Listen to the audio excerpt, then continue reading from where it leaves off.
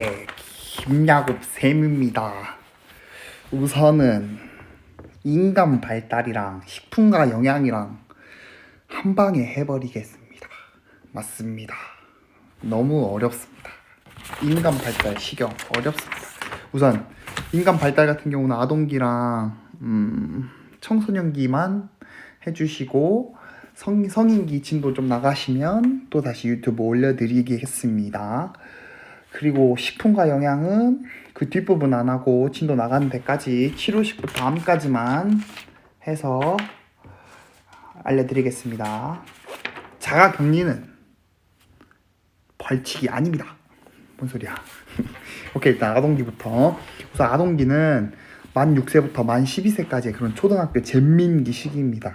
그래서 또래 친구들과, 그러니까 친구들과 이런 관계를 형성하면서 공동체 생활을 맞이하고, 아동기 같은 경우는 신체 성장이 뭐 영아기나 청소년기처럼 급속하진 않지만 전체 모습이 성인과 비슷해지고, 매년 신장 평균 4에서 8cm, 1년마다 평균적으로 4에서 8cm 정도는 키가 크고, 체중 같은 경우는 3에서 6kg 증가하고 있습니다. 특히 아동기 후반, 그러니까 4, 5, 6학년, 고학년 때 성장이 급등하는 경우가 많고, 남자 학생보다는 여자 학생 같은 경우가 먼저 성장한다는 거. 그리고 몸통이랑 팔, 다리는 크게 성장합니다. 몸통, 팔, 다리는. 하지만 머리 둘레나 길이 같은 경우는 크게 성장하진 않지만 성장은 하긴 합니다. 성인과 비슷하게 7등신을 이루기도 하고, 여러분들 그 성장하느라 아픈 거, 근육이 찢어지느라 아픈 거, 그게 뭐지요? 성장통입니다. 성장하느라 근육이 당기는 듯한 통증이 있는데 그건 성장통이고, 또 선생님이 말했던 게 아동 비만을 얘기했습니다. 아동 비만 같은 경우는 요즘 얘들이 특히 아동 비만이 많이 발생하고 있는데, 왜 그러냐? 옛날 같은 경우는 놀이터만 가도 친구들이 많았는데, 요즘은 놀이터 가면 아무도 없고, 있긴 있겠지. 있기야 있겠지. 근데 대부분 학생들이 휴대폰만 하고, 뭐, 롤하고, 마인크래프트 하고, 틱톡 하고, 그러기 때문에 걔네들이 너무 핸드폰을 많이 하기 때문에 아동 비만 같은 경우는 운동을 많이 해라. 왜 그러냐면 성인 비만으로 이어질 수 있기 때문에. 그리고 균형 잡힌 영양 섭취, 꾸준한 운동 꼭 해야 된다는 거. 여아 같은 경우는 소근육 운동 발달해야 되고, 남아 같은 경우는 대근육 운동을 발달을 시켜야 된다는 거. 왜냐하면 여아 같은 경우는 소근육 운동을, 아니야, 반대로, 아니지, 여아 같은 경우는 소근육 운동을 더 잘하고, 남아 같은 경우는 대근육 운동을 더 잘한다는 거. 그리고 이 시기 때는 성인들이 하는 대부분의 운동을 이 시기에 가능합니다. 그리고 언어 같은 경우는 급속하게 발달합니다. 왜냐하면 친구들과의 그런 대화를 통해서 듣기 능력 또한 발달하고, 그런 과제 해결, 그런 과정들을 통해서 뭐 인지 발달이 이루어지는 시기고, 뭐, 야, 너 진짜 잘한다. 와, 너 진짜 잘한다. 이렇게 긍정의 의미와 부정적인 의미에 대해서, 표현에 대해서 구분할 수 있는 시기가 아동기입니다. 다음, 피아제는 이 시기를 구체적 조작기라고 했고, 그전 유아기 같은 경우는 직관적이고, 그러니까 자기중심적인 사고를 가지고 있지만, 이 시기 같은 경우는 구체적이고 실제적인 사물에 대해서 정신적인 활동이 가능하지만, 청소년기 때 추상적인 사고가 가능하고 지금은 아직은 불가능하다는 거. 이때는 세 가지, 가역성, 보상성, 동일성, 이 세 가지를 통해서 보정 개념을 이해하기 시작하는데, 우선 가역성 같은 경우는 그러니까 변화를 해도 다시 되돌리면 다시 돌아올 수 있다는 거. 보상성 같은 경우는 한 측면의 감소는 다른 측면의 증가라는 거.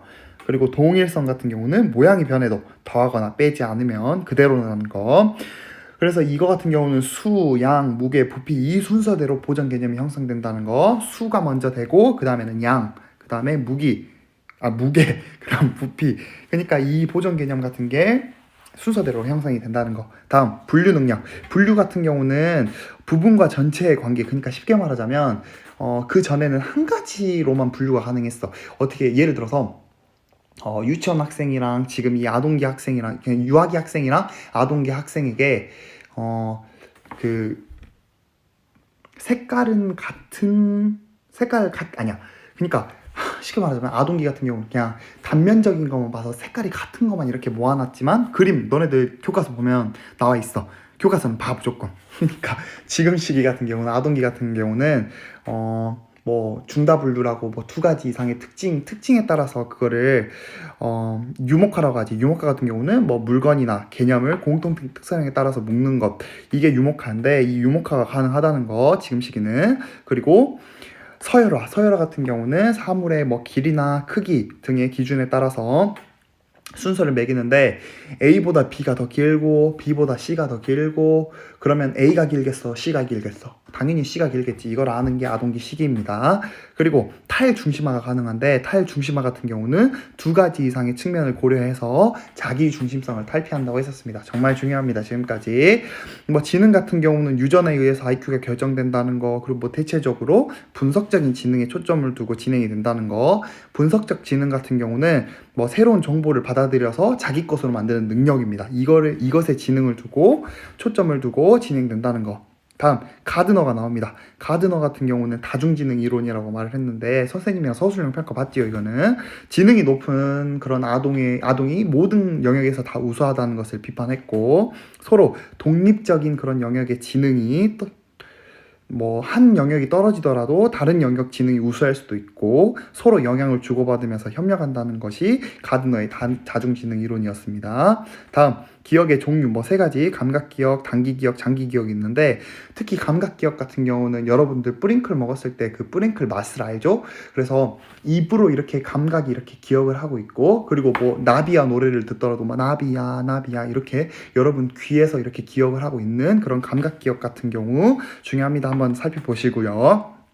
다음 기억의 전략은 네 가지가 있는데, 첫 번째 시연, 두 번째 조직화, 세 번째 정교화, 네 번째 외부적인 도움이 있는데, 이거 같은 경우는 선생님이랑 이렇게 서술형 때 했었으니까 간단하게 그냥 넘어가도록 하겠습니다. 다음 뭐 아동의 정서 같은 경우는 뭐 그렇게 크게 중요한 건 아니지만, 이때 애들의 정서 변화가 그렇게 크게 없어서 소홀할 수 있기 때문에 그렇게 관심을 많이 줘야 한다는 거. 다음 뭐 사회성 발달 같은 경우는 이 시기는 근면성 대 열등감을 느낄 수 있기 때문에 자주자주 이렇게 칭찬을 해주고 근면성에 대한 칭찬을 해줘서 애들이 열등감을 느끼지 않도록 잘해줘야 된다는 거. 다음 뭐 도덕과 관련된 거 나오는데, 특히 뭐 피아제의 도덕성 발달 이론 3단계가 있는데 뭐 1단계를 그냥 넘겨두고 2단계 타율적 그런 도덕성 같은 경우는 아동기 초반에 해당되고, 뭐 3단계 자율적 도덕성 같은 경우는 초등학교 4, 5, 6학년. 쉽게 말하자면 너네 1, 2, 3학년 때 너네 법칙 잘 지키잖아요. 선생님 말 잘 지키잖아요.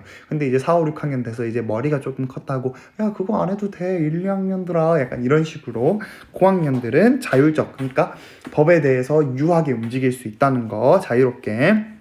하지만 그것에 대해서 그래도 좀 책임은 져야 된다는 거. 다음 이제 콜보그 뭐 도덕성 발달 이론 6단계가 있는데, 이거는 그냥 가볍게 1단계는 책임을 회피하기 위해서 도덕적인 거, 두 번째는 보상을 받기 위해서 도덕적인 거, 3단계는 착한 아이처럼 보이려고 도덕적인 거, 네 번째는 규칙을 준수해야 되기 때문에 선생님이 이렇게 하라고 했기 때문에 그 도덕적인 거, 5번째는 배려하고 존중하기 위해서, 6번째는 양심에 따라서 좀 이게 최상위 도덕성 단계입니다. 자율적으로 하는 것입니다. 6단계는. 그래서 이 시기 같은 경우는 또래와의 관계의 중요성이 있으니까 친구를 잘 사귀어라 라고 했습니다. 여기까지 아동기였고요. 그 다음에는 청소년기가 나옵니다. 여러분들 청소년기 같은 경우는 선생님이 너네들 시기라서 좀 쉬워서 한번 어렵게 내봤어요. 아무튼 열심히 하세요. 청소년기 같은 경우는. 청소년기는 크게 뭐 중학교, 고등학교 시기, 그러니까 12세에서 20세 전, 그러니까 성인기 전 시기입니다. 특히 이 시기 같은 경우는 신체적 성장이 급격히 일어나기 때문에 아주 좋습니다. 여러분들 그러니까 키 크고 있는 중입니다.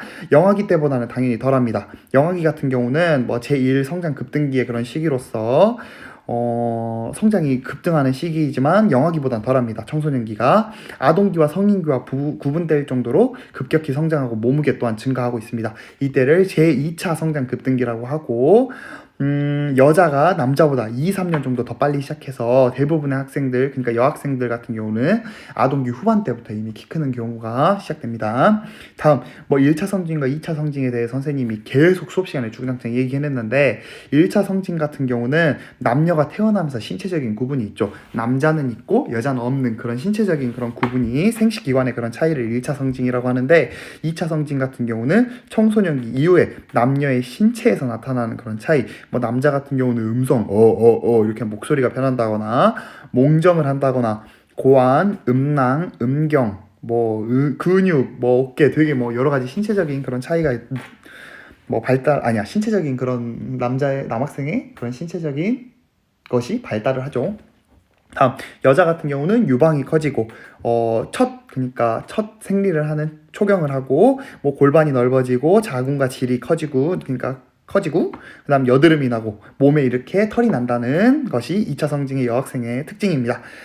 선생님이 조숙과 만숙에 대해서 얘기를 했었죠. 조숙 같은 경우는 또래들보다 일찍 성장하는 거, 뭐 만숙 같은 경우는 또래들보다 늦게 성장하는 거. 그래서 너네들 호텔 가면 아침에 조식 먹죠. 아침에 일찍 먹으니까 그러니까 쉽게 말하자면 또래들보다 일찍 이렇게 성장하는 것을 조숙이라 그랬고, 만숙 너네들 주유소 아버지 어머니랑 같이 갔었을 때 뭐 주유소 갔었을 때 아버지가 만땅이요 이러시잖아요. 만땅이요 이게 뭐냐면 그러니까 채울 말 약간 좀 풀로 채워지다. 쉽게 말하자면 만숙 같은 경우는 또래들보다 늦게 성장하는 것입니다. 그래서 조숙 만숙 차이를 아셔야 되고, 조숙 같은 경우는 긍정적입니다. 왜냐하면 또래 학생들보다 조금 더 크니까. 그래서 조금 리더자의 그런 역할을 하기도 하고, 만숙 같은 경우는 조금 부정적입니다. 왜냐하면 또래들보다 작으니까. 하지만 제일 중요한 것은 개인차를 이해하고 심리적인 성숙이 진짜 중요하다는 거. 마음이 중요합니다. 여러분들 겉보기보다는 마음이 중요합니다.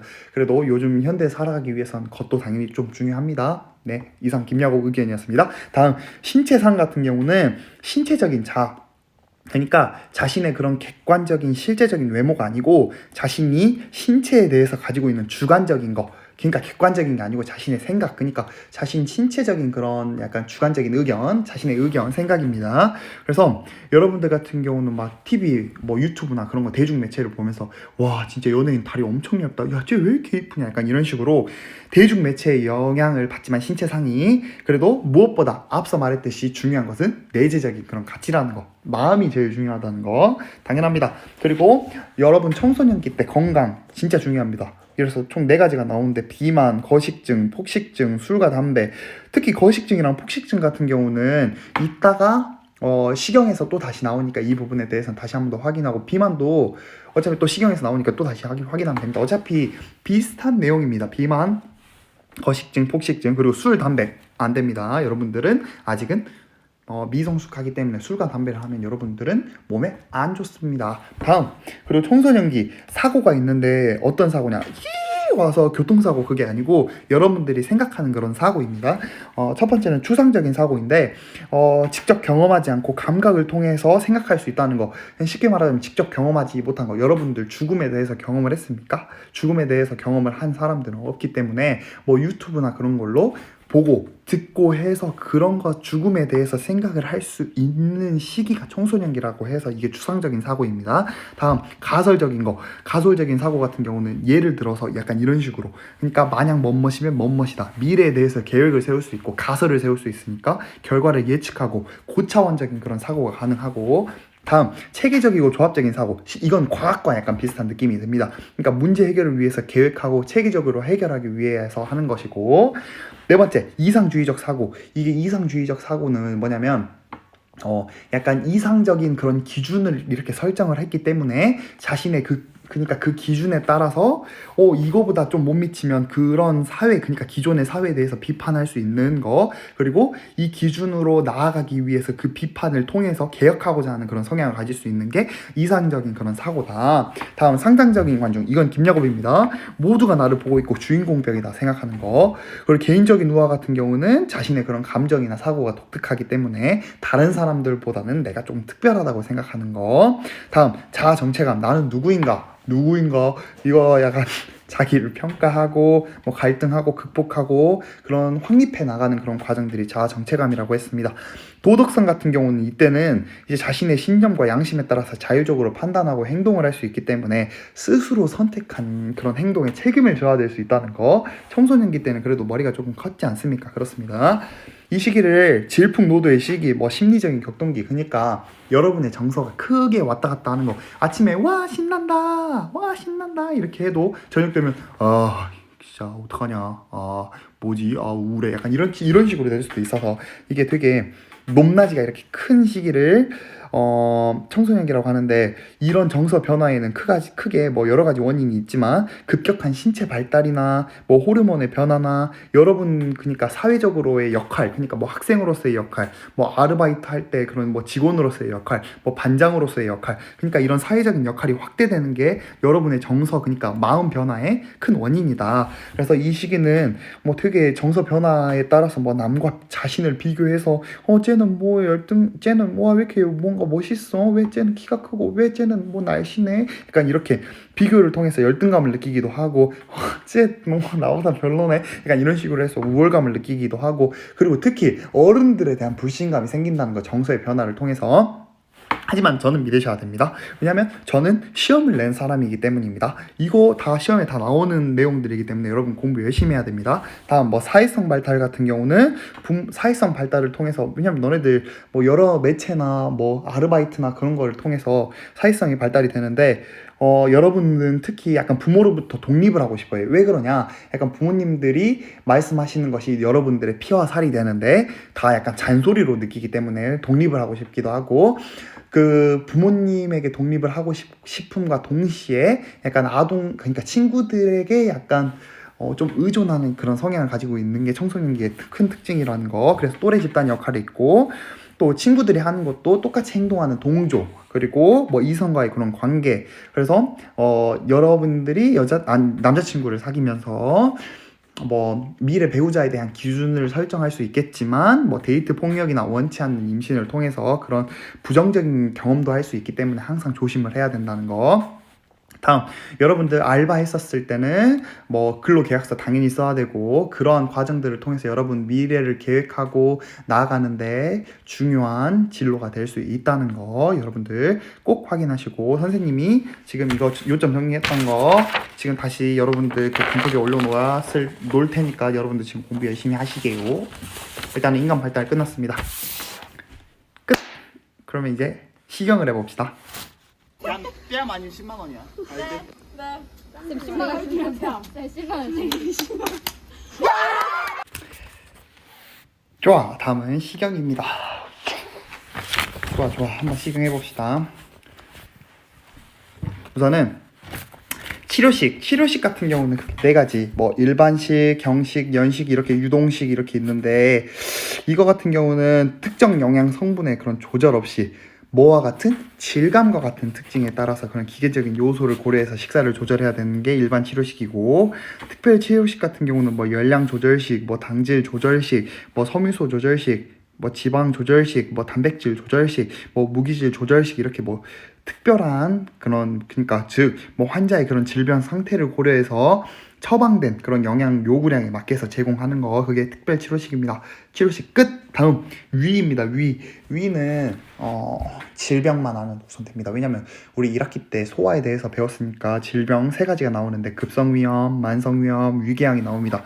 특히 급성위염 같은 경우는 갑자기 발생하는 위장 점막, 그러니까 위장에 갑자기 염증이 이렇게 생기는 겁니다. 갑자기 발생을 해서, 그래서 급성이라고 하기도 하고, 급성 위염인데, 이거 같은 경우는 소화기관, 그러니까 여러분들 소화하는 그런 기관들 중에서도 제일 많이 나타나는 게 급성 위염입니다.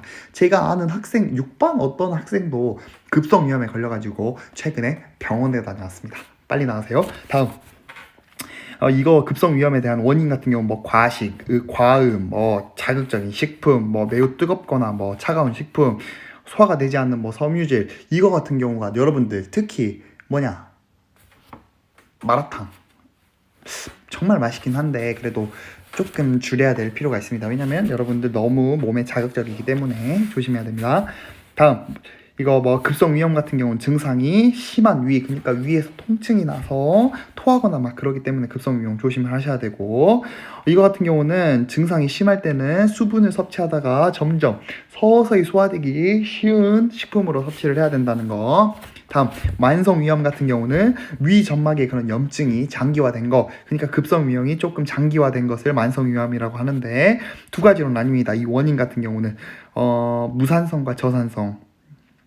그 원인은 어차피 뭐 과식, 과암 이게 다 똑같은 원인이긴 한데 2가지 종류로 나뉘는데, 무산성 만성위염과 저산성 만성위염, 이게 첫 번째고, 2번째는 과산성 만성위염이 있는데, 무산성 같은 경우는 무산성이나 그런 그 저산성 같은 경우는 위산의 분비가 그러니까 저하된 것입니다. 그렇기 때문에 위산의 역할인 뭐 소화가 제대로 해주는데 소화도 제대로 안 되게 되고 철 흡수도 제대로 안 될 뿐더러 철 흡수가 안 되면 빈혈에 걸리게 되고, 그리고 이 위산 같은 경우가 살균 작용을 해주기 때문에 그런 살균 작용이 제대로 안 돼서 여러분들 설산합니다. 그렇기 때문에 무산성 그런 증상 같은 경우는 이러하고요.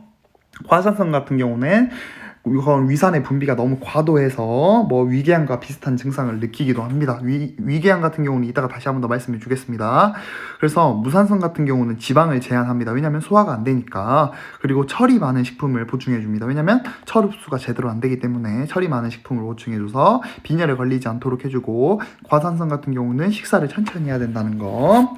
위궤양 같은 경우는 위 점막 조직이 손상된 질환입니다. 아예 그냥 염증이 난 게 아니고 아예 그냥 박살난 거, 그냥 손상된 질환입니다. 그래서 위벽, 내벽의 그런 점막이 염산과 소화 효소의 그런 작용으로부터 보호가 되지만, 하지만 감염, 외상, 그런 스트레스 등으로 인해서 약해지고 손상되고 궤양이 된 것입니다. 이것에 대한 증상 같은 경우는 트림이 자주 나오고, 식후 1에서 3시간 정도 경과하면 배 위쪽에 약간 통증이 나기도 하고, 공복이나 밤에는 바늘로 찌르는 것과 같은 통증, 아프겠죠. 그리고 이게 조금 만성이 된다면 빈혈이 일어나게 되고 체중 감소가 일어나게 돼서 조심해야 됩니다. 뭐 술, 탄수화물, 탄산음료, 뭐 기름진 음식 피해야 됩니다. 이 시기는. 이제 세 번째, 간과 관련된 거 나오는데, 간은 4가지 병이 나옵니다. 첫 번째, 지방간 같은 경우는 간의 정상적인 지방 함량이 간 100g당 5g입니다. 지방 5g. 근데 이 이상을 초과하는 경우를 지방간이라고 하고, 지방을 과잉으로 너무 섭취해서 거의 지방간 나타나는 경우가 많고요. 이것에 대한 증상은 크게 이렇게 증상이 있지는 않지만 피로감을 느끼게 되거나 우측, 그러니까 복부 쪽에 이렇게 불폐가, 우상복부, 그러니까 우측, 그냥 위쪽에 약간 복부, 그러니까 배 위쪽에 불쾌감을 조금 느낄 수 있다는 거. 그렇기 때문에 이거 같은 경우는, 지방간 같은 경우는 비타민을 충분히 섭취해주고, 알코올 당연히 섭취 제한하고, 지방, 콜레스테롤 섭취를 제한해서 지방간이 더 진화되지 않도록, 그러니까 더 과해지지 않도록 해야 됩니다. 다음, 간염, 간에 염증이 생기는 거. 이거 같은 경우는 웬만하면, 그러니까 선생님이 말했다시피 간 관련된 건 무조건 술입니다. 술 마시면 안 됩니다. 바이러스, 알코올, 약물, 과다, 독성 물질이 간염의 큰 원인이 되고, 뭐 피로, 근육통, 허약증, 뭐 되게 간성 혼수와 관련된 뭐 증상이 나타날 수 있다는 거. 간염 같은 경우는 간의 염증성 질환이라는 거. 다음 뭐 간 경병증 나오는데, 간세포가 파괴되고, 그리고 뭐 간이 뭐 위축되고 경화되는 질환인데, 만성 알코올 중독이 이것의 원인입니다. 그래서 증상 같은 경우는 메스껍고, 뭐 구토 나오고, 뭐 식욕 부진, 고혈압, 황달까지 나타날 수 있다는 거. 그래서 이거 같은 경우는 식사요법이 영양 결핍을 예방해야 됩니다. 어떻게? 적당한 열량과 영양소를 공급해서 간 조직 재생을 촉진시켜야 된다는 거. 다음, 이제 중요한 거 나옵니다. 황달입니다. 황달. 여러분, 황달 옛날에 배웠죠? 신생아 황달 때 간 기능이 저하돼가지고 신생아 황달이 나온다 했었죠. 황달 같은 경우는 피부나 눈이 황색 또는 갈색으로 변하는 증상인데, 이거 하면 딱 나타나는 게 빌리루빈입니다. 빌리루빈은 간에서 생성되는 담즙의 재료가 되는 겁니다. 그래서 체외로 배설을 하는데, 간에서 생성되는 그런 담즙 같은 경우는 지방 분해에 효과적이지만, 이 빌리루빈, 그러니까 간이 제대로 기능하지 못하게 되면 빌리루빈 그런 농도가 높아져서 당연히 지방 그런 분해도 어려울 뿐더러 빌리루빈이 농도가 높아지게 되면서 황달이 나타나게 되는데, 이것에 대한 증상은 당연히 담즙이 제대로 역할을 못하게 되니까 지방 소화가 어렵게 되고, 식사요법 같은 경우는 지방 섭취를 제한하고, 뭐 지용성 비타민 공급을 필요성으로 이렇게 해야 된다는 거. 지용성 비타민이 지방 대신에 그런 역할을 할 수 있도록 해야 된다는 거. 다음, 비만입니다. 비만 같은 경우는 단순히 체중이 많이 나가는 것이 아닙니다. 열량 섭취, 그러니까 먹는 거와 운동하는 거, 그러니까 소비하는 것에 대한 불균형이 나타나게 되면서 체지방량이 과도하게 축적된 것인데, 이거 같은 경우는 체지방량이 정상인 사람들은 8에서 15%, 남자 같은 경우는 8에서 15%, 여자 같은 경우는 13에서 23%인데, 남자 같은 경우는 25% 이상일 때는 비만이라고 하기도 하고 비만이고 여자 같은 경우는 33% 이상일 때 비만이라고 합니다. 비만 판정에는 여러 가지가 있지만 특히 체질량 지수, 그러니까 BMI 확인해야 되고 허리 둘레 같은 경우는 그런 외국 서구적인 그런 사람들보다 한국 사람들, 그러니까 우리나라 사람들이 체격이 더 작으니까 남자 같은 경우는 37인치, 여자 같은 경우는 32인치를 기준으로 해야 된다는 거. 허리 둘레 같은 경우는 체지방 측정, 미세한 전기를 통해서 측정한다거나 제일 중요한 것은 비만의 유형, 그러니까 지방 조직의 그런 체내 분포 상태에 따라서 상체 조직과 상체 비만과 하체 비만으로 나뉩니다. 우선 상체 비만 같은 경우는 남성에게 우선을 많이 보이게 되고 복부 비만, 그리고 선생님 최근에 또 살 쪽 빠져가지고 체중 조절이 쉽기도 하고, 그리고 대사장애, 그러니까 대사와 관련된 건 소화이죠. 여러분들 소화기관이 어디 있습니까? 상체에 있습니까? 하체에 있습니까? 상체에 있지요. 상체에 위도 있고 위, 소장, 식도 그런 게 다 상체에 있기 때문에 대사장애를 가지고 와서 성인병이 발병될 위험이 높다는 거. 그래서 상체 비만이 하체 비만보다 대사장애 위험이 높다는 거. 하체 비만 같은 경우는 여러분들 여성분들에게 많이 보이게 되고 엉덩이나 허벅지에 살이 많고 체중 조절이 어렵고 대사장애 위험이 상체보다 그래도 낮다는 거. 비만의 원인은 되게 많지만 유전적인 요인도 있고 과식, 폭식, 음주, 스트레스 다양한 환경적인 요인이 있습니다. 비만에 대한 문제점 당뇨병으로 이어질 수도 있고 고혈압으로 이어질 수도 있고 되게 여러 가지 질병으로 이어질 수도 있다는 거. 그래서 비만 관리는 체중 조절, 그러니까 열량을 조금 더 적게 먹고 운동 많이 하고 그리고 식사 행동을 수정해야 된다는 거. 이게 비만입니다. 다음 저체중 같은 경우는 자신의 그런 정상 체중보다 10% 미친 거, 그러니까 낮은 경우. 그래서 성인의 경우 체질량 지수가 18.5%보다 낮은 경우입니다. 작은 경우입니다. 이것에 대한 원인은 식욕이 부진이고 식습관이 이상하고 흡수장애, 열량 섭취 부족, 여러 가지가 증상이 있는데 여러 가지 원인이 있는데 이것에 대한 증상은 저항력, 그러니까 감기로부터의 그런 저항하는 그런 능력이 감소된다거나, 그래서 즉 저항력이 감소되고 청소년기 같은 경우는 성장이 지연되고 피로감을 느낄 수 있게 되고, 여성의 경우 그러니까 한 달에 한 번씩 하는 그런 생리 그리고 월경이 불규칙하게 되고 골밀도, 그러니까 뼈도 튼튼하지 않아서 골다공증이 걸릴 수 있다는 거. 조심해야 된다는 거. 그것에 대한 식사요법 같은 경우는 열량 섭취를 증가하고 영양소를 섭취를 해야 된다는 거. 그래서 저체중을 예방합시다. 다음 식사장애. 식사장애는 세 가지가 있는데 신경성 식욕부진증, 신경성 탐식증, 마구먹기 장애, 이게 있는데 첫 번째 신경성 식욕부진증 같은 경우는 체중 증가가 두려워서 먹는 것을 거부하는 것입니다. 자신은 이미 마른 몸인데 거울을 보면 자신이 뚱뚱하다고 왜곡되게 생각을 해서 이거 같은 경우는 되게 먹는 것을 거부하는 건데 기초 대사량을 유지할 수 있도록 열량 섭취를 조금씩 증가하고 체중이 회복된 후에 정신과 치료를 받도록 하는 것이 중요합니다. 이게 신경성 식욕부진증입니다. 다음 두 번째, 신경성 탐식증. 이거 같은 경우는 많은 양의 음식을 먹습니다. 그 전과 다르게, 식욕부진증과 다르게 먹습니다. 빨리 먹어치우고 스스로 구토를 하거나 토를 하거나 설사제를 남용해서 비정상적인 방법, 그러니까 정상적인 방법으로는 식사 행동을 수정하거나 운동을 하거나 그런 정상적인 방법이 있는데, 비정상적인 방법, 구토를 하거나 설사를 하는 그런 방법을 통해서 그러니까 몸으로 먹은 그런 음식물을 제거시키는 거. 그래서 폭식과 장 비우기를 교대로 반복을 해서 구토에 나온 그런 위산 때문에 치아가 손상되고 목도 붓고 염증이 생겨가지고 이런 증세를 보인다는 거. 이거 같은 경우는 영양 교육을 똑바로 시키고 정신과 치료를 병행해야 된다는 거. 다음 마구먹기 장애 같은 경우는 다이어트에 실패한 사람들, 그러니까 10kg를 뺐어. 10kg를 뺐는데 그 다음에 한 3일 지나니까 한 3개월 동안 10kg를 뺐는데 3일 지나니까 다시 10kg가 쪘네.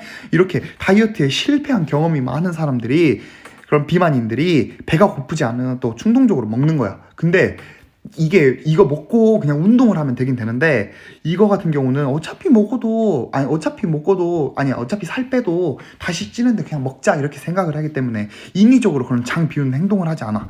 그래서 문제가 발생하고 스트레스 받고 할 때마다 그냥 끊임없이 먹고 자기를 통제할 수 없을 정도로 계속 먹는 거야. 그래서 이거 같은 경우는 치료 방법 간단합니다. 먹고 싶을 때만, 그러니까 생리적으로 배고플 때만 먹도록 학습시켜야 된다는 거.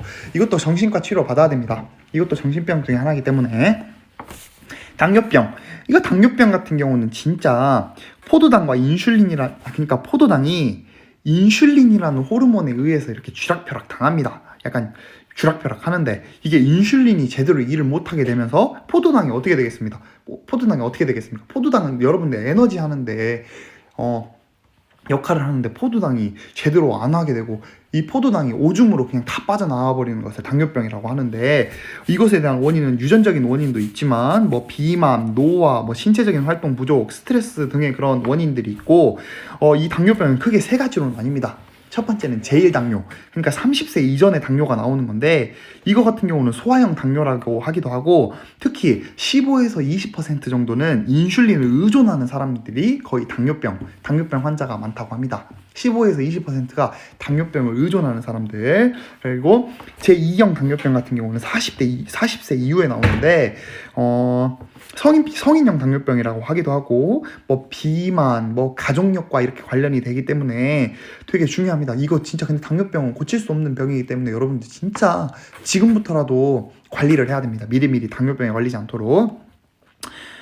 이 제2형 당뇨 같은 경우는 말초 조직, 뭐 인슐린에 대한 감수성이 뭐 둔화돼서, 뭐 이거 쉽게 말하자면 노화가 돼가지고 제대로 못하는 겁니다. 그러니까 세포 내로 포도당 이동이 효율적이지 않은 겁니다. 왜냐면 40세 이후에는 몸이 노화가 오기 때문에, 즉 30세 이후부터 점점 이렇게 노화가 오기 시작하지만 40세 이후부터 이렇게 당뇨병이 온 이유는 이게 포도당 이용이 효율적이지 않아서 발생한 겁니다. 그렇기 때문에 제2형 당뇨 같은 경우는 몸의 둔화, 뭐 비만, 가족력이 크게 원인으로 작용할 수 있다는 거. 세 번째, 임신성 당뇨 같은 경우는 임신과 관련된 합병증입니다. 임신을 하게 되면서 합병증이 이렇게 같이 일어나게 되는 건데, 이거는 출산 후에 당뇨병이 없어집니다. 하지만 이후에 당뇨병이 재차 발생할 가능성이 30에서 60%라는 거 되게 높습니다. 당뇨병의 증상은 3개. 물 많이 마시게 되고, 음식 많이 먹게 되고, 소변을 많이 먹게 합니다. 그래서 당뇨병이 되게 그래도 조심해야 되는 병입니다. 이게 합병증으로 유발할 수 있기 때문에. 그래서 이 증상 같은 경우는 뭐 쉽게 피로감을 느끼게 되고, 왜냐면 포도당이 일을 제대로 못하니까 에너지를 못 얻게 되니까 피로감을 느끼게 되기도 하고, 뭐 탈수 증세 여러 가지 나타날 수 있고, 뭐 진단 여러 가지 검사를 통해서 하는데, 뭐 혈당, 그러니까 피 검사를 하거나 포도당 검사를 이렇게 해서 당뇨병을 확인한다는 거. 치료되는 게 아니기 때문에 식사요법, 운동요법, 약물요법 같이 병행해야 된다는 거. 뭐 당뇨병의 식사요법 같은 경우는 지방 당연히 줄여야 됩니다. 그리고 알코올을 금지시켜야 되는데, 쉽게 말하자면 알코올을 많이 먹게 되면 화장실에 많이 가게 됩니다. 화장실에 많이 가서 소변을 보게 되는데, 아까 포도당이 소변으로 많이 빠져나가기 때문에 이 알코올을 금지시키는 게 여기에 해당된다는 거. 그러니까 알코올을 많이 마시게 되면 화장실을 많이 가게 되고, 화장실을 많이 가게 되면 소변을 많이 놓게 되는데, 이거 당뇨병 같은 경우는 포도당이 소변으로 다 빠지기 때문에 알코올을 먹지 말라고 하는 것입니다. 주의합시다, 여러분들. 알코올 X 절대 안 됩니다. 그리고 비타민, 무기질 당연히 많이 먹게 하고, 골고루 섭취하고 과식하지 않는 게 당뇨병과 관련된 식사요법입니다. 다음, 대사증후군이 나오는데, 대사 같은 경우는 여러분들 그냥 소화랑 비슷하기로 하면 돼. 소화랑 비슷한 의미라고 생각을 하면 됩니다. 대사 같은 경우는 인간이 몸 밖에서 섭취를 한 것, 그러니까 음식을 섭취를 했으면 몸 안에서 분해되고 합성하는 그런 과정을 대사라고 하는데, 이 대사가 제대로 안 되는 게 대사증후군이고, 이 대사증후군 같은 경우는 되게 큰 원인이 있는데, 뭐 복부 비만이나 유전적인 거나 뭐 환경적인 요인이나 뭐 과식이 크게 대사증후군의 큰 원인이 되기도 하고, 운동을 하거나 뭐 적당한 식사를 통해서 대사증후군을 예방하고 관리를 해야 되는 거. 다음, 고혈압. 피가 여러분들 움직이는데 심장이 우리 몸 전신으로 혈액을 보낼 때 쫙쫙 보냅니다. 여기서 쫙쫙 이렇게 보내는데, 이 보낼 때 나타나는 그 혈관 내 압력을 혈압이라고 하는데, 혈압, 그러니까 압력이 평상시 정상 혈압 같은 경우는 120에 80인데 고혈압 같은 경우는 140에 90. 여러분들 뭐 한의원이나 그런 데 가면 이렇게 해서 두근 뭔가 느껴지지 않습니까? 그래서 140에 90이 넘어가면 고혈압이라고 하는데, 이것에 대한 증상 같은 경우는 뒷머리가 아프거나 당기는 느낌, 그리고 막 어지럽고 숨차고 두근거리고 방치하면 합병증으로 나타날 수 있는 진짜 위험한 병입니다. 근데 90%가 원인이 불명합니다. 하지만 나머지 원인 같은 경우는 뭐 신장이 안 좋거나 뭐 내분비 계통에서 뭐 질환이 있거나 뭐 약물 복용하는데 이렇게 원인이 있지만 이것에 대한 약간 관리 방법이 중요합니다. 중요한 것은 약물요법도 해야 되고 소금을 많이 먹으면 안 되고 저염식으로 하고 체중 감소해야 되고 뭐 지방 섭취 제한하거나 뭐 알코올 섭취 제한하거나 운동 뭐 스트레스 해소하는 거. 그래서 식사요법 같은 경우는 밑에 전체적으로 한번 읽어보세요. 이거 당연한 겁니다. 이거 여러분들 이거 프린트 보면서 하셔야 돼요. 알죠? 다음 이게 선생님이 다 정리해줬잖아요. 여기서 거의 시험 문제가 나오는데 여러분들 근데 제일 중요한 것은 교과서도 반드시 봐야 된다. 고지혈증 크게 네 가지로. 고지혈증 첫 번째 도라에몽 송 같아. 고지혈증은 높을 코, 지방, 혈액, 증상. 그러니까 쉽게 말하자면 높다. 지방이 혈액에 증상. 쉽게 말하자면 혈액에 지방이 높은 증상이라는 거. 그래서 정확한 뜻이 혈중 지질이 비정상적으로 증가한 상태. 근데 이거 같은 경우는 여러분의 생명에 크게 좌지우지하지 않지만 너무 오래 방치하게 되면 이게 동맥경화로 갈 수도 있고 심근경색으로 갈 수도 있고 되게 위험한 합병증으로 갈 수 있기 때문에 고지혈증은 조심해야 됩니다. 당연히 원인은 고지방을 많이 먹어서 뭐 고열량, 고지방 뭐 이게 되게 여러 가지 원인들이 있는데 이거 같은 경우는 뭐 식사요법이 되게 뭐 열량을 제한하거나 뭐 지방을 제한하거나 뭐 콜레스테롤을 제한하거나 아무튼 여러 가지 뭐 당연한 소리 했으니까 이건 한번 전체적으로 읽어보세요. 절대 귀찮은 게 아니고 그냥 이게 당연한 소리 하는 거야. 아니야, 절대 귀찮은 거 아니고 내가 그냥 읽어줄게요. 그냥 뭐 식사요법 같은 경우는 열량 제한, 뭐 지방 제한, 뭐 콜레스테롤 제한, 탄수화물 제한, 뭐 단백질 당연히 섭취하고 비타민, 무기질, 뭐 식이섬유 이렇게 섭취해야 된다는 거 한번 전체적으로 봐보시고. 동맥경화증, 그러니까 동맥 같은 게 뭐냐면 동맥은 그런 신선한 혈액 있지 않습니까? 혈액을 몸 전체에 운반하는 그런 파이프 역할입니다. 이게 동맥이라는 게 여러분 동맥이잖아. 동맥 여기 동맥 있잖아요. 동맥들 다 있잖아요. 동맥들. 근데 이 동맥에 노폐물이 쌓이는 거야. 어떤 노폐물? 뭐 지방이나 그런 거 찌꺼기들이 이렇게 쌓여가지고 그러니까 안에 있는 그런 파이프 벽이 두꺼워져서 혈관이 그러니까 제대로 피가 통할 수 있겠어요? 없겠어요? 제대로 못 해가지고 좁아지거나 막혀가지고 되게 여러분들 혈류 그러니까 피가 뭐 뇌로 가거나 심장으로 가거나 뭐 신장으로 가거나 여러 가지 이렇게 가는 걸 방해해가지고 여러분들 큰일 날 수도 있습니다. 이거 고혈압으로 갈 수도 있고 아니야 고혈압이 아니고 약간 뇌경색으로 갈 수 있다는 거. 이것에 대한 원인은 뭐 고혈압도 될 수도 있고 고지혈증이 될 수도 있고 동맥경화증 진짜 위험합니다. 그렇기 때문에 조심하셔야 됩니다. 다음 심근경색. 그러니까 약간 심장의 약간 질환 중에 하나인데 이거 같은 경우는 산소 공급이 부족해지는 거예요. 어떻게 산소 공급이 부족해지냐? 심장에 산소와 영양을 공급을 하는 동맥이라는 게 있어요. 동맥이 약간 여러 요인들에 의해서 혈액 순환이 제대로 안 돼 버리는 거야. 그래서 산소 공급이 그러니까 부족하게 돼서 발생하는 질환이 심근경색인데 심근경색 같은 경우는 원인 중에는 뭐 여러 가지 원인이 있지만 뭐 혈액 속에 그런 혈전 덩어리 그러니까 혈액 덩어리가 있어서 그런 덩어리들이 약간 뭐 되게 뭐 혈관을 약간 좀 피가 통하는 것을 방해시키는 거예요. 무서워 여기. 그 다음에 이것에 대한 증상 같은 경우는 가슴이 무겁고 답답해지고 되게 뭐 심한 뭐 불안 증세가 나타나기도 하고 뭐 심장의 일부가 괴사하기도 하고 와 진짜 무섭다. 약간 이 경우는 특히 심장의 일부가 괴사하는 경우는 약간 30% 이상의 환자가 그냥 사망해버린다는 거. 그러니까 이거 진짜 조심해야 된다는 거. 이거 같은 경우는 동맥경화 식사요법을 비슷하게 해서 심장에 무리가 되지 않도록 그러니까 부담을 가지지 않도록 해야 되고 맨 마지막 이제 암이 나옵니다. 암 같은 경우는 나쁜 세포가 무분별하게 그러니까 무절제한 그러니까 분열돼가지고 계속 이렇게 퍼져가가지고 과잉성장에서 발생하는 악성 종양입니다. 이거 같은 경우는 비정상적으로 세포들이 성장되고 확산돼서 조절이 되지 않는 상태이기 때문에 진짜 조심해야 되고 암은 치료가 불가능합니다. 그래서 암은 주위에 저런 조직이나 장기에 침입해가지고 파기시켜버려요. 정말 무서운 사람이에요. 무서운 거예요.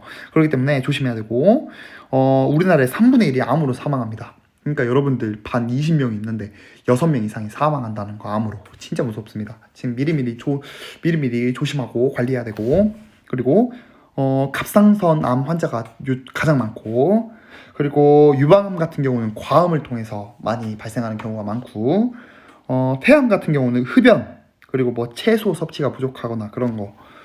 그리고 이것의 암 치료 시 영양 관리 같은 경우는 당연히 영양 상태가 저하되기 때문에 뭐 고열량, 고단백질 식품을 섭취해야 됩니다. 입맛이 없더라도 무조건 섭취해야 됩니다. 중요한 거, 암 예방 관리에 대한 식사 지침. 첫 번째, 모유수유. 모유수유는 무조건 해야 됩니다. 어렸을 때. 이거 뭐냐, 모유수유에는 면역 글로불린이 있어서 여러분의 면역이 제대로 튼튼하게 할 수 있도록 해야 되기 때문에 모유를 수유를 하고, 뭐 알코올 섭취를 최소로 하고, 식물성 위주, 동물성 위주보단 뭐 채소 같은 거, 과일 같은 거 많이 먹어야 되고, 그 다음에는 모든 영양소를 섭취해야 돼. 골고루. 그리고 붉은색의 육류, 그러니까 붉은색의 고기를 먹지 않고, 가공육도 먹지 않고, 그리고 체중을 유지하고, 하지만 뭐 자신이 100kg다, 120kg다, 체중 유지하면 돼, 안 돼? 안 됩니다. 이건 운동을 해야 돼요. 그리고 소금 섭취를 최소한으로 하고, 그리고 신체 활동량, 운동을 해야 되고, 열량 밀도가 높은 식사, 그러니까 칼로리가 높은 식품을 섭취하는 거 제한을 해야 됩니다. 그래서 이렇게까지 하면 1차적인 유튜브 수업을 끝내겠습니다. 그래서 여러분들 전체적으로 인간 발달이랑 시경 미리미리 공부하시고, 나머지 시경이랑 인발 뒷부분은 선생님이 다시 한 번 더 올려드리겠습니다. 그럼 안녕, 빠이.